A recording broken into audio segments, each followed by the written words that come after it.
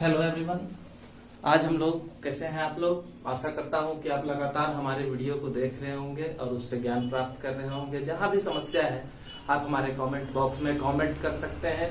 किसी नए टॉपिक पर अगर आपको कुछ नया चाहिए तो वो भी आप मैसेज कर सकते हैं कमेंट बॉक्स में। तो आज हम लोग क्लास 12th के लिए पीसीआर टेक्नोलॉजी को देखेंगे। बायोटेक्नोलॉजी चैप्टर से रिलेटेड है ये, और पीसीआर क्यों करना है ये समझना है हम लोगों को। PCR polymerase chain reaction, polymerase है ना। पॉलीमरेज का मतलब क्या हुआ, पॉलीमराइजेशन हम लोग करेंगे। पॉलीमरेज वर्ड जो आया है वो कहां से आया है, तो पॉलीमराइजेशन से आया है। हम लोग यहाँ पॉलीमराइजेशन करेंगे। पीसीआर की जरूरत हमें डीएनए, आरएनए और प्रोटीन जैसे मॉलिक्यूल्स को एम्पलीफाई करने के लिए पड़ती है। डीएनए, आरएनए वगैरह जो हमारा कम अगर पड़ जाता है हमारे प्रोसेस के लिए, हमारे काम के लिए, तो हम लोग यहाँ उसकी मात्रा को बढ़ा सकते हैं अगर हमारे पास सैंपल कम भी है ना। जैसे कि हमारे पास क्या करना है, डीएनए फिंगर प्रिंटिंग करना है ना। किसी फोरेंसिक डिपार्टमेंट के लिए किसी अपराधी के बारे में पता लगाना है, उसका थोड़ा सा हेयर फॉलिकल्स हमें मिला है और हम चाहते हैं कि उसके डीएनए को एम्पलीफाई करके उसके बारे में पता लगाया जाए, तो पीसीआर टेक्नोलॉजी के द्वारा हम लोग उसके डीएनए को एम्पलीफाई करेंगे, है ना। तो पीसीआर किस लिए है, डीएनए को लार्ज अमाउंट में बनाने के लिए हम लोग पीसीआर करते हैं। हमारा recombinant DNA technology, gene cloning जो है वो इसी पर डिपेंड है। हम लोग किसी बैक्टीरिया से स्ट्रेन को लेते हैं, डीएनए को लेते हैं, या दूसरे ऑर्गेनिज्म से डीएनए को कलेक्ट करते हैं, फॉरेन डीएनए को, है ना, स्पेसिफिक जीन को। तो उस जीन को एम्पलीफाई करने के लिए भी हमें पीसीआर का जरूरत पड़ता है। तो यहाँ पर लिखे भी है amplification of gene of interest using PCR, है ना। तो जिस जीन की हमें रिक्वायरमेंट है उस जीन को अगर लार्ज अमाउंट में प्रिपेयर करना है तो उसके लिए भी हम लोग क्या करते हैं, पीसीआर टेक्नोलॉजी का यूज करते हैं। ठीक है, तो पीसीआर पॉलीमरेज चेन रिएक्शन का इंट्रो ये था। हम लोग यहाँ पर क्या करते हैं, डीएनए को एम्पलीफाई करते हैं, आरएनए को एम्पलीफाई करते हैं, पॉलीपेप्टाइड चेन को एम्पलीफाई करते हैं, है ना, प्रोटीन को एम्पलीफाई करते हैं। तो वहां पर एम्पलीफाई हम लोग कहाँ करते हैं, विद इन बॉडी नहीं, आउटसाइड बॉडी, यानी कि विट्रो मीडियम में हम लोग क्या करते हैं, डीएनए को एम्पलीफाई करने का काम करते हैं, है ना। इस प्रोसेस को सबसे पहले इन्वेंट जो है वो किया था कार्ल मॉलिस ने। इसको इन्वेंट करने का काम किसने किया था, कार्ल मॉलिस ने किया था। और इनको माइकल स्मिथ के साथ 1993 का नोबेल प्राइज मिला था। डिस्कवरी इनका 1985 का था और कार्ल मॉलिस को माइकल स्मिथ के साथ जो है नोबेल प्राइज 1993 का मिला था इसके लिए, डीएनए रिप्लिकेशन के लिए।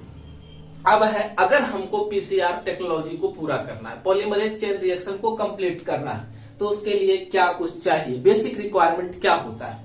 तो बेसिक रिक्वायरमेंट में सबसे पहले हमें क्या चाहिए, तो सबसे पहले हमें चाहिए डीएनए टेम्पलेट, यानी वो डीएनए का पार्ट, वह जीन ऑफ इंटरेस्ट जिसे हम एम्पलीफाई करना चाहते हैं, उसको हम लोग आइसोलेट कर लेंगे जेल इलेक्ट्रोफोरेसिस टेक्नोलॉजी के द्वारा, है ना, किसी भी ऑर्गेनिज्म के सेल से।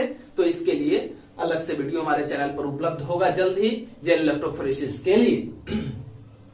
तो डीएनए टेम्पलेट को हम लोग ले लेंगे, है ना, जीन ऑफ इंटरेस्ट को हम लोग ले लेंगे, डीएनए टेम्पलेट को हम लोग ले लेंगे। टेम्पलेट क्या हुआ, डीएनए डबल स्ट्रैंड होता है, उसको हम लोग अनविंडिंग कर देते हैं। सिंगल स्ट्रैंड जो कि नए स्ट्रैंड को यानी कि डीएनए रेप्लिकेशन को कंटिन्यू कर सकता है, वो स्ट्रैंड, सिंगल स्ट्रैंड ही डीएनए का क्या कहलाता है, डीएनए टेम्पलेट कहलाता है।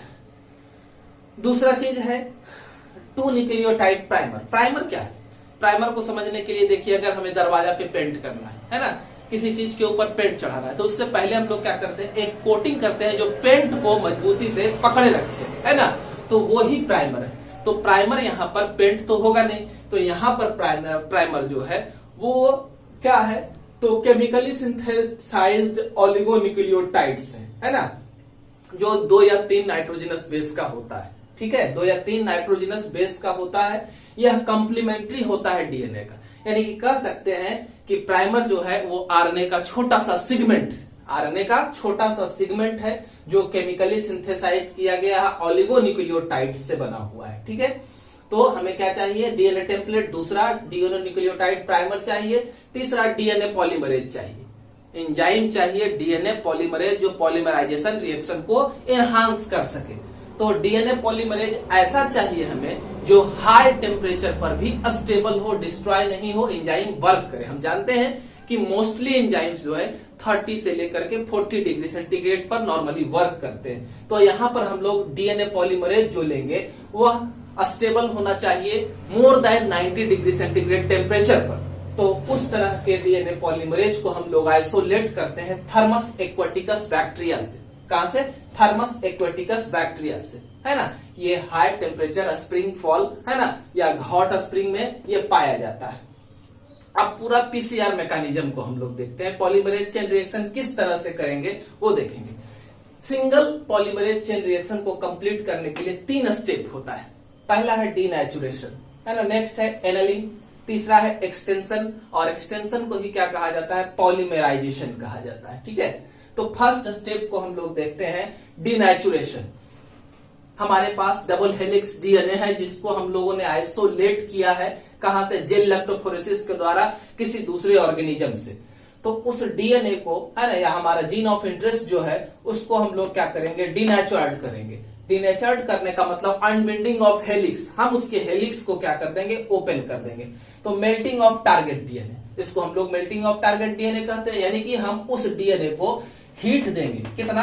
94 से 96 डिग्री सेंटीग्रेड टेम्परेचर उसको प्रोवाइड करेंगे, जिससे ये क्वाइल्ड स्ट्रैंड जो है हमारा वो अनविंड हो जाएगा और सेपरेट 2 स्ट्रैंड का फॉर्मेशन करेगा। ईच स्ट्रैंड जो है वो टेम्पलेट की तरह बिहेव करेगा, यानी कि वो नए डीएनए चेन को फॉर्म कर सकता है, न्यू पॉलीपेप्टाइड चेन का फॉर्मेशन कर सकता है। ठीक है, अब हम लोग एनालिंग करेंगे। यहां देखें, पहले हमारा रीजन ऑफ एम्प्लीफिकेशन है ये। यहां पर हम लोग जानते हैं कि डीएनए का 2 स्ट्रैंड, तो पहला 5 प्राइम से 3 प्राइम, दूसरा स्ट्रैंड जो है 3 प्राइम से 5 प्राइम, है ना। अब इसको डीनेचर्ड किए, हीट दिए। हीट का टेम्परेचर कितना होना चाहिए? तो हम लोग 94 से 96 डिग्री सेंटीग्रेड दिए। अब यहाँ पर एनालिंग करने वाले हैं, यानी कि एडिशन ऑफ प्राइमर्स, है ना, एडिशन ऑफ आरएनए। 2 या 3 बेस पेयर का हमारा आरएनए होना चाहिए, जो यहाँ क्या होगा? ऐड होगा।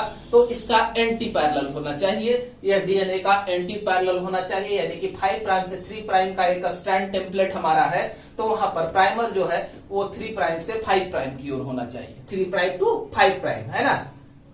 Right to left, left to right आप मिला लेंगे, दोनों अपोजिट हो। Right to left, left to right दोनों क्या हो? अपोजिट हो। अब इस प्राइमर को दोनों स्ट्रैंड में ऐड कर देंगे। 2 से 3 न्यूक्लियोटाइड वाला प्राइमर्स जो है हमारे दोनों टेम्पलेट में ऐड हो गया। ठीक है, अब एडिशन के बाद का प्रोसेस, यहाँ पर टेम्परेचर, एनालिंग के समय टेम्परेचर कितना होना चाहिए? यानी कि प्राइमर को ज्वाइन करने के लिए, टेम्पलेट से ज्वाइन करने के लिए टेम्परेचर 40 डिग्री से 60 डिग्री सेंटीग्रेड के बीच होना चाहिए। अब जब एनालिंग कंप्लीट हो गया, यानी कि प्राइमर का एडिशन हो गया हमारे टेम्पलेट चेन के साथ, तो हम लोग क्या करेंगे? एक्सटेंशन के काम को आगे बढ़ाएंगे। अब टेम्परेचर को हम लोग बढ़ा करके कितना कर देंगे? 72 डिग्री सेंटीग्रेड। यहाँ का टेम्परेचर 72 डिग्री सेंटीग्रेड रहेगा और इस जगह पर हम लोग अब एडिशन करेंगे टैक डीएनए पॉलीमरेज का, जिसको हम लोगों ने थर्मस एक्वाटिकस बैक्टीरिया से निकाला था। थर्मस एक्वाटिकस बैक्टीरिया से टैक डीएनए पॉलीमरेज को निकाला था, उसको यहाँ पर ऐड कर देंगे। इसके लिए हमें मैग्नीशियम आयन की जरूरत पड़ेगी, डाइन्यूक्लियोटाइड ट्राइफॉस्फेट की जरूरत पड़ेगी, डाइन्यूक्लियोटाइड ट्राइफॉस्फेट की जरूरत पड़ेगी और मैग्नीशियम आयन। 3 चीज का रिक्वायरमेंट किसके लिए? एक्सटेंशन के लिए। पहला टैक डीएनए पॉलीमरेज, दूसरा मैग्नीशियम आयन स्मॉल अमाउंट में, तीसरा डाइन्यूक्लियोटाइड ट्राइफॉस्फेट। इस तीनों को देकर के टेम्परेचर 72 डिग्री सेंटीग्रेड मेंटेन रखना है। अब जो है काम करेंगे।